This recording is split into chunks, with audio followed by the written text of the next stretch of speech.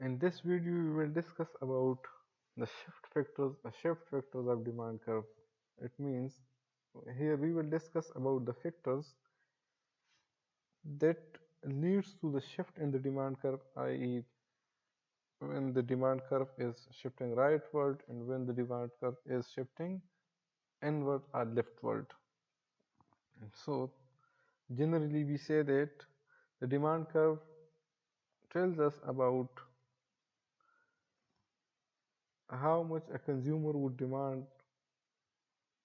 how much quantity of a good a consumer would demand if the price is changing and other factors are remaining the same or other factors are constant.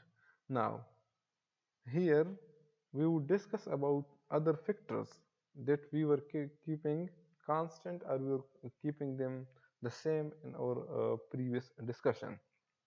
So now, if any of these factors which are if any of these factors like income, like taste, like environment, and so on and so forth, if any of these factors change, then our curve will shift from one place to another, and we have two concepts in economics. We have two concepts. One is change in demand, the other is change in quantity demand. The change in demand is related to the shift in demand curve, that is related to factors other than price. जिस तरह हमारे factors है like हमारा income है, हमारा test है, जो environment है, टेक्नोलॉजी है, इनकी वजह से अगर हमारा डिमांड चेंज हो रहा है तो इसको हम कहते हैं चेंज इन डिमांड, और इसकी वजह से हमारा डिमांड कर्व जो है एक जगह से दूसरी जगह शिफ्ट हो जाती है। जिस तरह एक लेट सपोज हमारा ये हमारी एक डिमांड कर्व है, ये लेट सपोज ये एक डिमांड कर्व है, सही है। तो चेंज इन डिमांड ये है कि जब ये कर्व यहाँ से शिफ्ट हो जाए यहाँ तक, this shift in demand, and जिसको हम कहते हैं चेंज इन डिमांड। अब अगर हम if we are moving along the same demand curve, अगर हम इसी डिमांड कर्व के साथ मूव कर रहे हैं, this is change in quantity demand and it is known as moving along the curve. So there are some factors जिनकी वजह से हमारा जो डिमांड कर्व है ये या तो राइटवर्ड शिफ्ट होगा या लेफ्टवर्ड शिफ्ट होगा। तो अब हम उन फैक्टर्स को हम क्या करेंगे, डिस्कस करेंगे। अब उन फैक्टर्स में जिसकी वजह से हमारे जो डिमांड कर्व है शिफ्ट हो जाती है, उनमें एक फैक्टर हमारा इनकम है। लेकिन अब जो इनकम का इफेक्ट है किसी भी गुड की डिमांड का, और डिपेंड करता है about on nature of the good. अगर आपका जो गुड है वो नॉर्मल गुड है तो उसकी वजह से नॉर्मल गुड के केस में लेट सपोज आपका जो है आपके जो नॉर्मल गुड है उसकी जो प्राइस में जो नॉर्मल गुड के अगर आपका इनकम इंक्रीज होता है और आप यूज़ कर रहे हैं नॉर्मल गुड को, तो नॉर्मल गुड के केस में आपका क्या होगा, आपकी जो कर्व है ये राइटवर्ड शिफ्ट होगी। In case of normal good, अगर आप नॉर्मल गुड यूज़ करते हैं और लेट्स सपोज ये आपके साथ क्या है, ये आपकी डिमांड कर्व है इनिशियली, तो जब आपका इनकम ज़्यादा होगा तो आपका क्या होगा, आपकी जो डिमांड कर्व है ये राइटवर्ड शिफ्ट हो जाएगी इस साइड पे। लेकिन अगर आपका जो गुड है वो इन्फीरियर गुड है, तो इन्फीरियर गुड के केस में हम क्या करते हैं, इसके केस में जो हमारी डिमांड कर्व है ये हमारे लेफ्टवर्ड शिफ्ट हो जाएगी इस साइड पे। अब पहले तो ये डिस्कस करते हैं कि नॉर्मल गुड क्या है और इन्फीरियर गुड क्या है। नॉर्मल गुड्स हमारे साथ वो गुड्स है कि जब हमारा इनकम ज़्यादा होता है तो हम उन चीज़ों की डिमांड को क्या करते हैं, हम ज़्यादा करते हैं। और इन्फीरियर गुड हमारे साथ वो गुड्स है कि जब हमारा इनकम ज़्यादा होता है तो हम उन गुड्स की क्या करते हैं, उनकी हम डिमांड को हम कम करते हैं जब हमारा इनकम ज़्यादा होता है। So in other word we can say normal goods हमारे साथ वो गुड्स है कि जब उनकी प्राइस ज़्यादा होती है हम उनकी डिमांड कम करते हैं, लेकिन जब हमारा इनकम ज़्यादा होता है हम उनकी डिमांड को क्या करते हैं, ज़्यादा करते हैं। और इन्फीरियर गुड इसका उलट है। इन्फीरियर गुड के केस में जब उसका प्राइस ज़्यादा होता है हम उसकी डिमांड को क्या करते हैं, हम उसकी डिमांड ज़्यादा करते हैं, और जब हमारा इनकम ज़्यादा होता है हम उसकी डिमांड को कम करते हैं।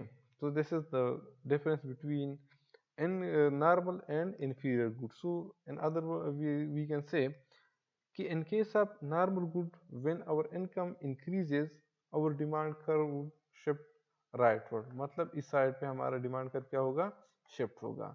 लेकिन अगर हमारा गुड जो है जिसको हम यूज करते हो इंफीरियर गुड है, तो इंफीरियर गुड्स के केस में हमारा क्या होता है, हमारा जो डिमांड कर्व है ये लेफ्टवर्ड मतलब इनवर्ड हमारे साथ क्या होगा, ये मूवमेंट करेगा।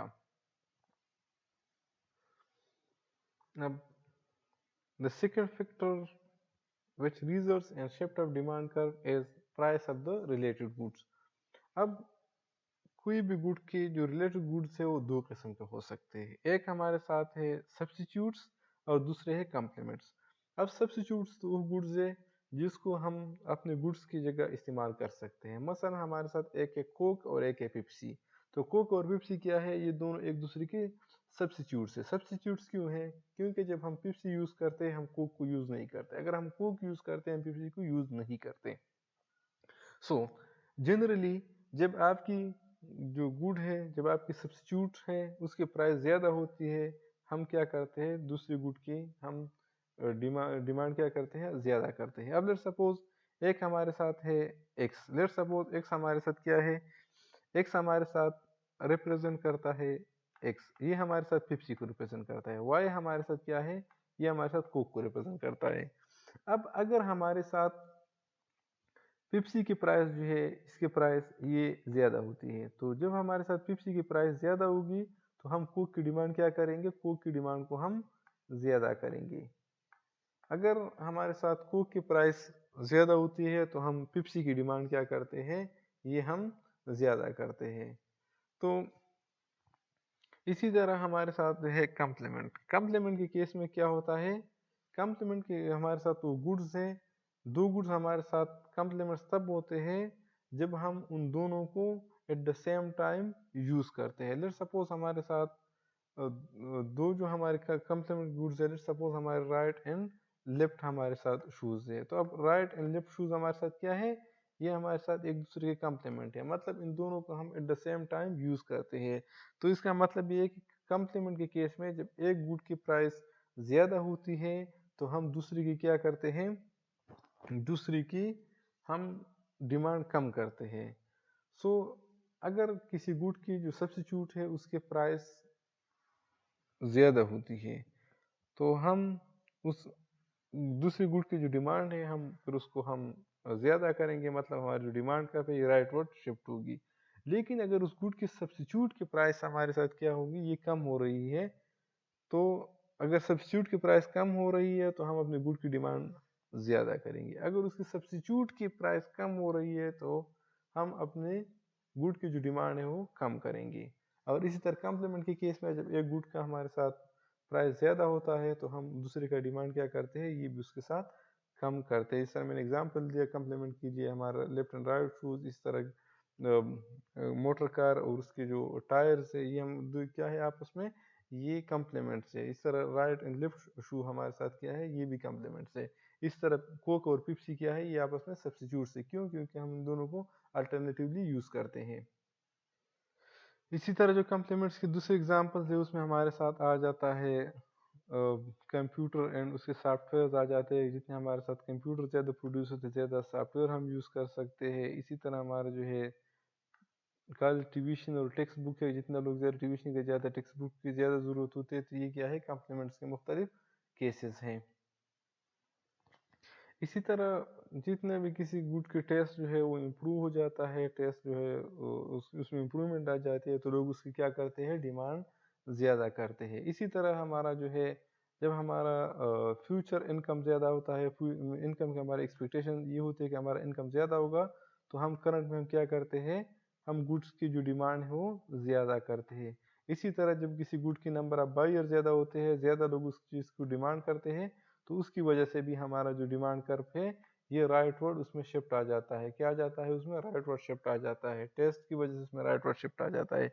इसी तरह अगर आपके साथ वेदर चेंज हो रहा है, आपके सर्दी से गर्मी आ जाती है तो आप गर्मी की जो मलबूसात है उसकी डिमांड क्या करते हैं, ज़्यादा